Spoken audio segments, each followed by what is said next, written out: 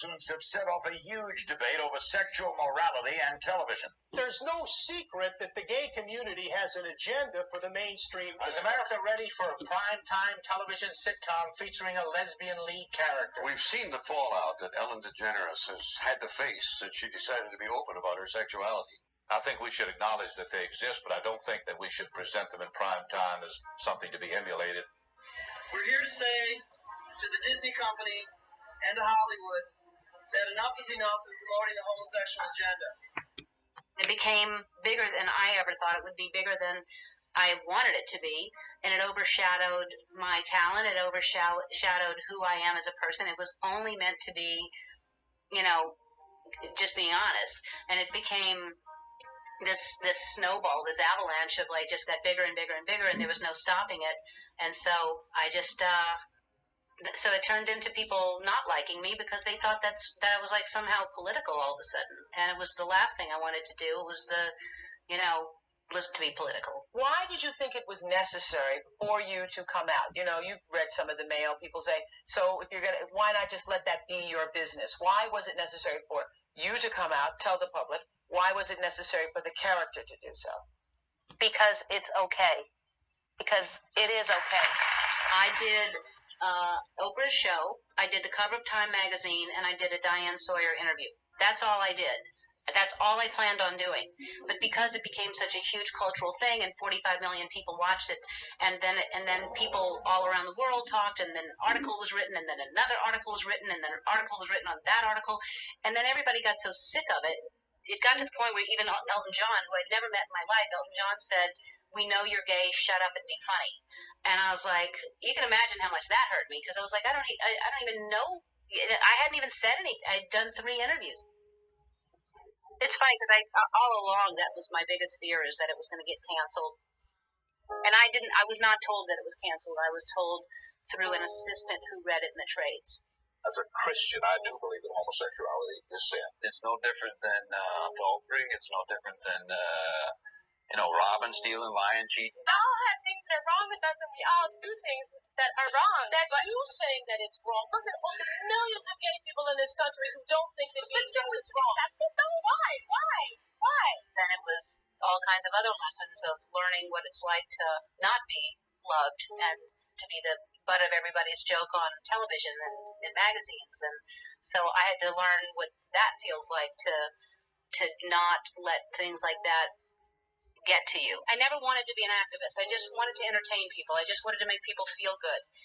I remember the first letter I got where somebody said I saved their life, that they were going to kill themselves, and that they didn't because of what I did. But since I've witnessed the discrimination and the double standards and heard about the statistics for gay teen suicides, I've had to rethink that. And so if by standing up for what I think is right makes me an activist, I'm an activist.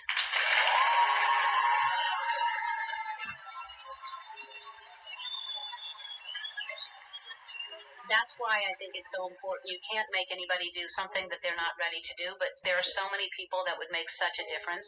You give me so much hope and promise for my future that I can be normal and fulfill my dreams. And I'm one of the people that you changed my life by coming out, and I'm living proof, so thank you.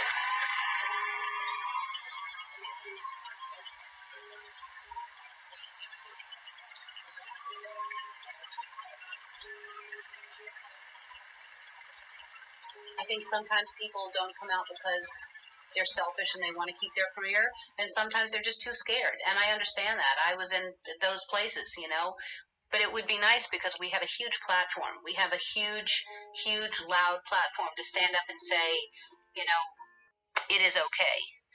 And so I don't want to make anybody feel like that's their obligation, but for me, I do feel like I do have a responsibility to be honest about who I am. If I'm gonna stand on stage and say, I want you to like me and buy my brand, endorse me because here I am, this is me. It's like, well, then be all of you, say who you are. Yeah, it was hard. It was hard, but it was just it was great because I lost my career for 3 years. I lost my money. I lost everything. And I got to be stripped down of everything and start all over again.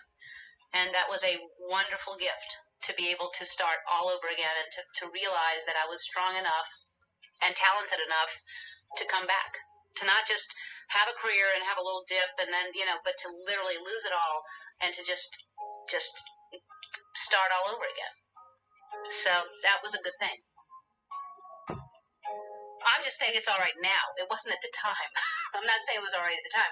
It was horrible at the time. But what made me I had to get back on my feet again. I had to make money. And the only way to do that was to write. So I started writing, and I wrote a HBO special called The Beginning, and I just started over.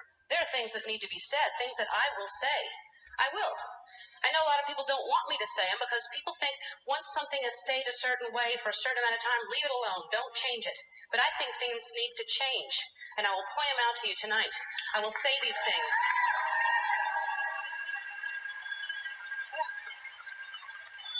For instance, do we still need directions on the back of a shampoo bottle?